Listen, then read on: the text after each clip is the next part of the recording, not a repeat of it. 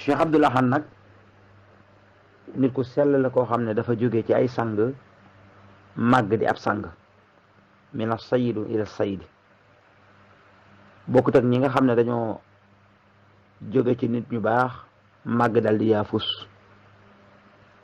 Sëriñ Tuubaa mi nga xam ne mooy waajuram wax ju am solo la waxoon ci Cheikh Abdoul Ahad bi mu gane àddina. bokk na ci li ma waxoon dal ne tur wii di Abdoul Ahad jëmm ji mooy ki ko njëkk a tudd ci kaw suuf dal di wax ne jëmm ji day am naa ci moom yaakaar te day mel ne yaakaaru Sëriñ Tuubaa woowu mu amoon Cheikh Abdoul Ahad matale na ko. ñëpp dem nañ ba xam ne Cheikh Abdoul Ahad mii lii moo taxoon Sëriñ Tuubaa wax ne am naa ci Abdoul Ahad yaakaar. moom nag dafa doon ak mbaax ci ay maamam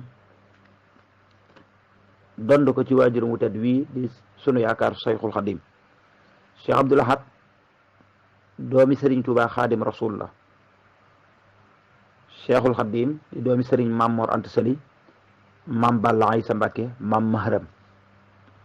kon dafa dond ak mbaax ci baayam dond ko ci ay maamam. waajuram wu jigéen wii di jëmm ju baax joo xam ne ku bokk fu baax la waaye ku dond ak mbaax la ci ay waajuram dond ko ci ay maamam. ndax waajuram di soxna Mariama Jaxate di doomi Muhammadu Asta Jaxate di doomi Masata Madun Jaxate di doomi Madun Kaludaan di waa askanu Jaxate di askanu sell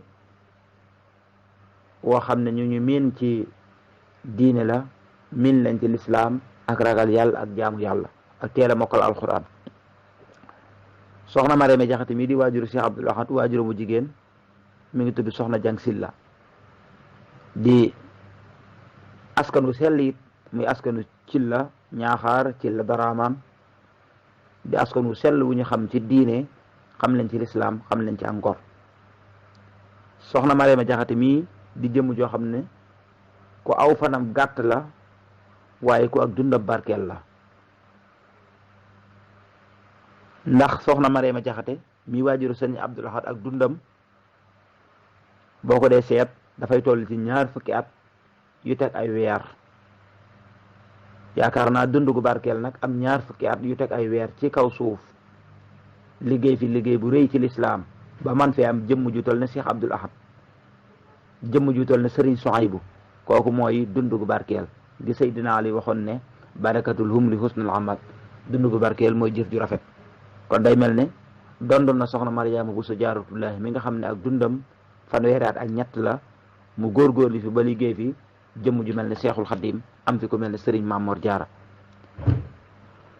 Cheikh Abdoul Ahad waajuram soxna Mariama Jaxate mi gane àddina 1893 ci dëkk ba ñuy wax Nawnu Jaxate.